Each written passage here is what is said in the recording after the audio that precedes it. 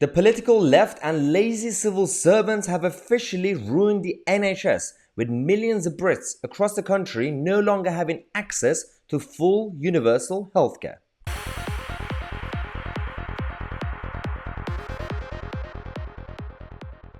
They promised us for decades that the NHS, the envy of the world, the best system in the world that's not being copied by anybody else, is beautiful because it's universal. Everybody has access to it. Really? That's not true, is it? And that's not just because of the last couple of years when people couldn't actually go to GP. Even now, even years ago, we've been having this problem since the Blair years. Blair, Brown, Cameron, May, and now Boris Johnson. What they do, because politicians, the parties don't matter. They don't run or manage the NHS. They are the policymakers. So the only thing they do with the NHS, they throw money at it. They just keep giving money and money. Nothing happens. We've been having, for the past, couple of decades now, millions are always in the waiting list. Now, we've reached a new peak. Massive. Over 6 million people are on the waiting list, so they can't really actually have access to treatments, routine care. And also, the yellow parts of the graph, as you can see, is people who've been waiting for over a year.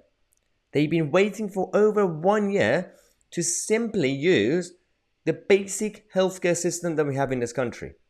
And in any other country in the world, a normal country in the world, from your American healthcare system to the good systems in Switzerland, in the Netherlands, and France, and other places, regardless of what sort of universal healthcare it is, whether it's insurance-based or whether it is tax-based or whatever, the whole point of it is you don't have this situation.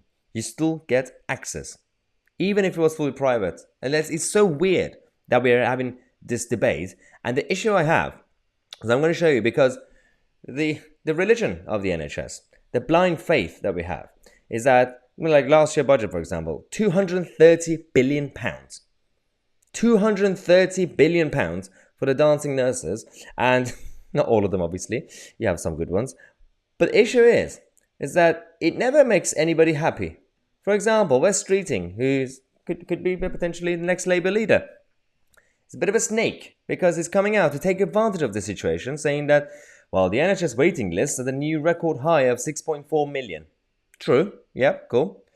But not because before it was 100, half a million. It's always been huge, but now it's just reached a new peak. But he says that the challenge isn't just like the current situation with the virus. It's the Conservatives running the NHS down for more than a decade. Labour will fix it. Okay, so they're going to have to, right? But they can't. It's not the job of the political parties to fix the NHS. They lie to you every election. They make promises, but that's not really the case. Because if it were based on parties and the colour of the party, look at the situation in Wales. Welsh Labour Party, Labour government, are running NHS Wales. Service with 1 in 5 people in Wales on a waiting list compared to 1 in 9 across the border, 1 in 4 people expecting to wait over a year for treatments compared to 1 in 20 across the border. And again, what this does, it feeds into a lack of trust perhaps from many of my residents in being able to see targets being achieved, because so many targets in the past have not been achieved. And of course, you live in a glass house. That's what it is, Labour. It's the same with the Partygate stuff, and then Beergate happened and backfired on Starmer's face. So stop doing this, because it's not a party political matter. And a lot of people believe it now because every election parties keep lying to them. The issue is the whole system and the laziness and the complacency of the swamp.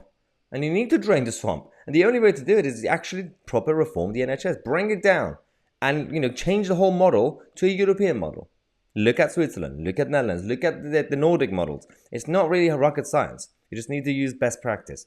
Keep it actually universal so people have access to it.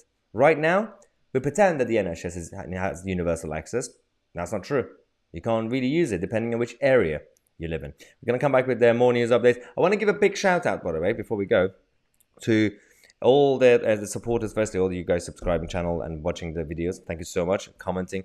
But specifically, you can see down here, people have been sending us their PayPal donations. I should really do more shout outs because we can't really give you the names because of privacy. We don't want to, of course, accidentally leak people's names or details. But thank you and to everybody who've been supporting the channel. If you do want to get a shout out, if you send us a kind of PayPal donation, then put in the, you can actually have a note, write in a note, give me your name and everything, and we'll do a big shout out for all the support. And you've been absolutely amazing. So for now, subscribe to the channel. We're going to come back with more updates on my Tousi, and we are the media.